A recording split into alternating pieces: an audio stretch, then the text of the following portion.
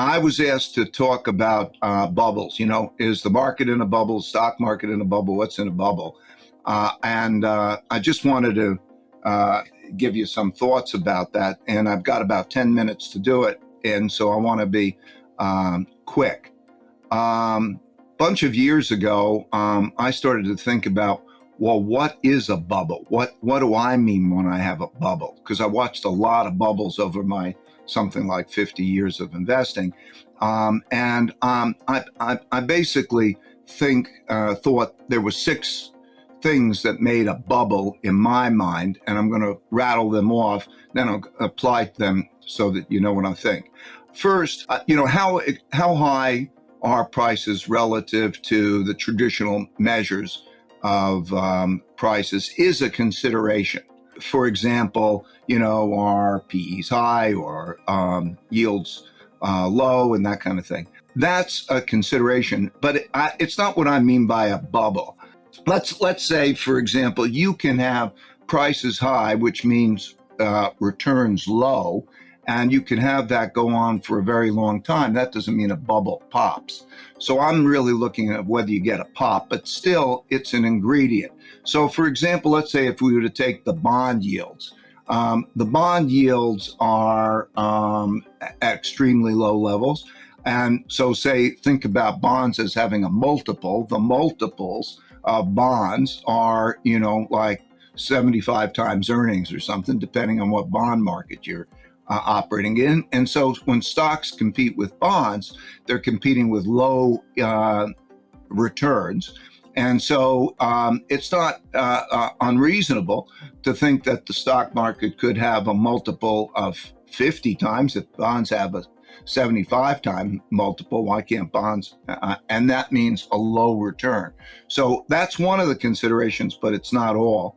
The second is prices are discounting unsustainable conditions. So unsustainable starts to be part of this picture of a bubble.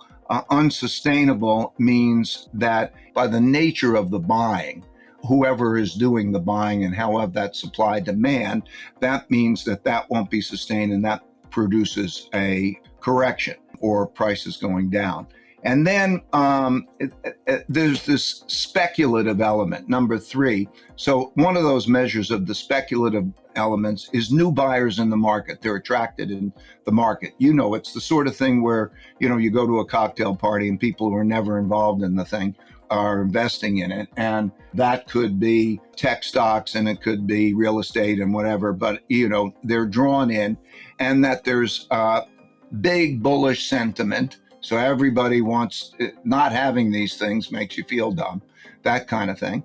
And then also, number 5 on my list is big purchases, forward purchases. Like if somebody's buying apartments that they don't own because they think that the apartments are going to go up. Or back in the days where I traded a lot of commodities, I would watch that those who used commodities would, rather than buy from hand to mouth, they would get a lot of forward coverage.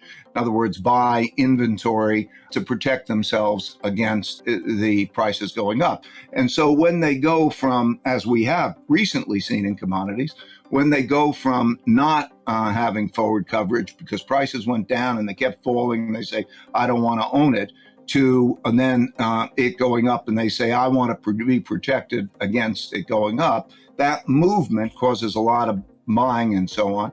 So that's buyers that have extended those forward purchases are an indicator that I use. This table here that I'm showing shows for the stock market as a whole, those items that, are we in a bubble? Is the stock market in a bubble? Well, I apply that framework to all individual securities. And I do that in a systematic way because my process is to write down the criteria, to use filters and so on, and try to see which are in a bubble. So there are different stocks. Some are in bubbles, it seems to me. Some are not in bubbles. And the stock market as a whole is indicated by that table. Let me just go to the next chart.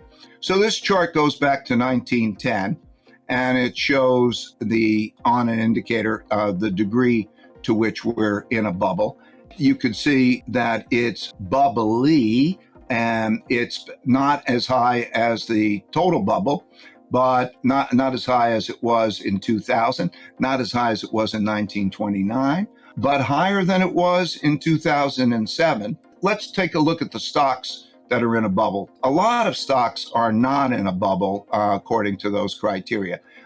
So this goes back to 1995, that chart, and it gives you an idea. So this is the first chart is the share of the top 1,000 charts that are in a bubble, and so it's been about 5%, or the share of the S&P 500 about 2% by comparison to those in 2000.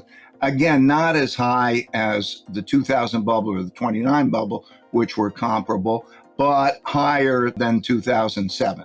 So let's go to the next chart. And this shows the bubble stocks. I put together an index of those that are bubble stocks, and this shows how they've performed in relationship to the S&P 500. And so you could start to see as we're breaking down the bubble. And I believe that that's likely to continue. But being in a bubble, one of the things is, bubbles can expand and contract, and the timing is a big issue. Okay, so why are we in a bubble? This chart goes back to 1900, and the top chart shows debt to GDP. The bottom chart in the blue line shows interest rates, and the red line shows the printing of money, the amount of money that's going in. And so what you can see is when you have a lot of debt, like we have a lot of debt now, and there's a lot of increasing debt, and there's the hitting of zero interest rates in both cases. There's the printing of a lot of money.